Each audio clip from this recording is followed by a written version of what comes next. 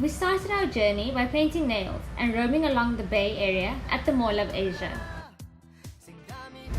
We booked the one-day tour package along with other tourists and locals. Everyone gathered at Mall of Asia for the overnight 6-hour journey from Manila to Alaminos. We reached Alaminos City at the crack of dawn the next morning.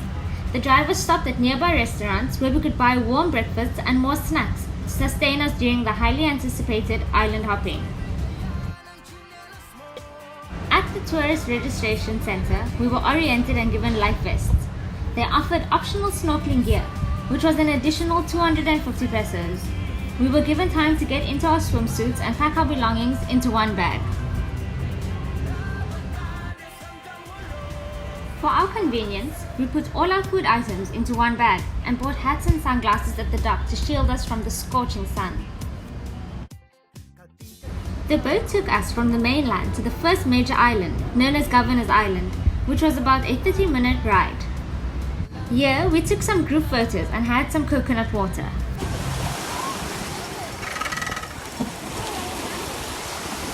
From Governor's Island, we had to cross the dangerously floating bridge which connected us to the Virgin Island. Wow! The floating bridge was super scary as the supporting rails were missing and loose at some points along the bridge. Also, the floor was wet and slippery from the gushing waves. Dancing bridge! During the crossing, the bridge would swerve sideways depending on the strength and direction of the water current.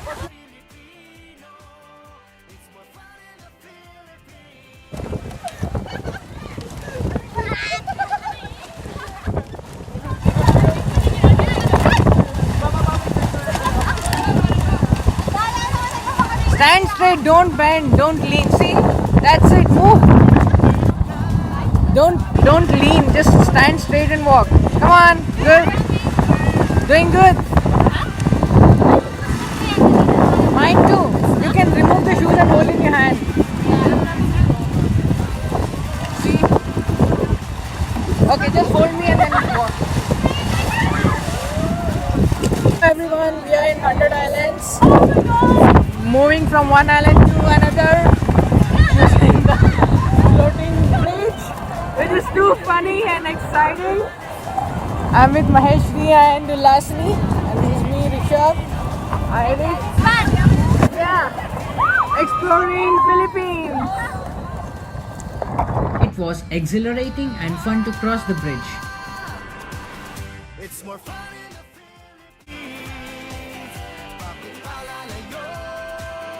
In all the commotion, we were lucky enough to take a few Insta-worthy pictures along the long and tortuous bridge.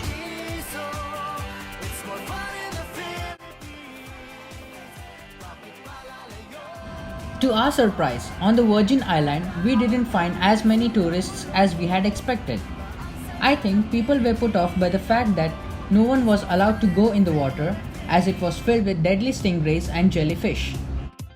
Our adventurous spirits took us on a little walk around the island. We had our mini breakfast, took some pictures by the rocks, and headed out to the next island. From Virgin Island, we visited Marcus Island, famous for its cliff diving and hidden caves.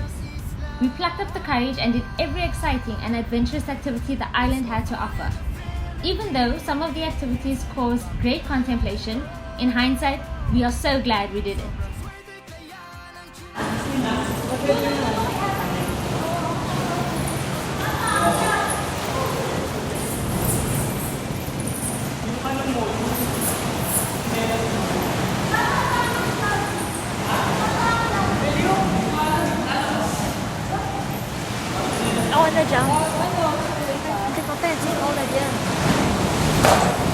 Please jump on that on the side.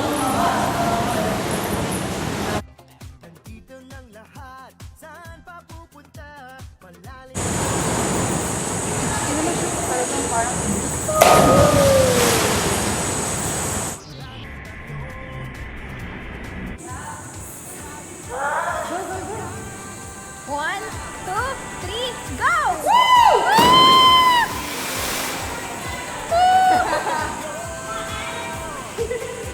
Sobrang swerte kaya ng tsinelas mo, nakatapa ka sa paraiso. It's more fun in the Philippines, bakit palalayo?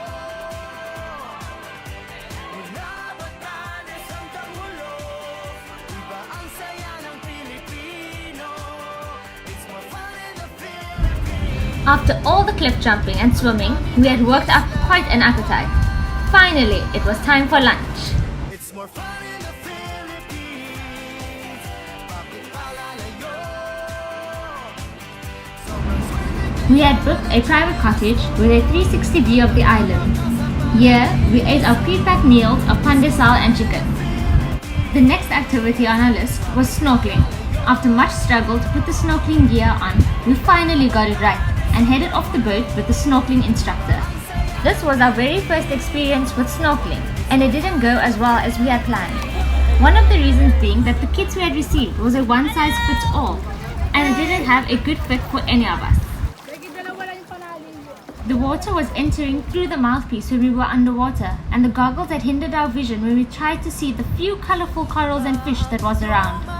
The coral bed itself was quite deep underwater, so appreciating the beauty and the sea life was a bit difficult. After some time, we eventually gave up and returned to the boat quite disappointed. ang dami ng isla. It's We more then reached Quezon Island, the island of many activities including a zip line, fancy restaurants and built-up hotels. This beach was filled with families playing about in the water. It was quite busy and crowded, but I guess that's part of the island's charm. After hearing about all the exciting activities that Quezon Island had to offer, you can imagine how disappointed we were when the zipline was under maintenance and the other advertised activities were not operating at that time.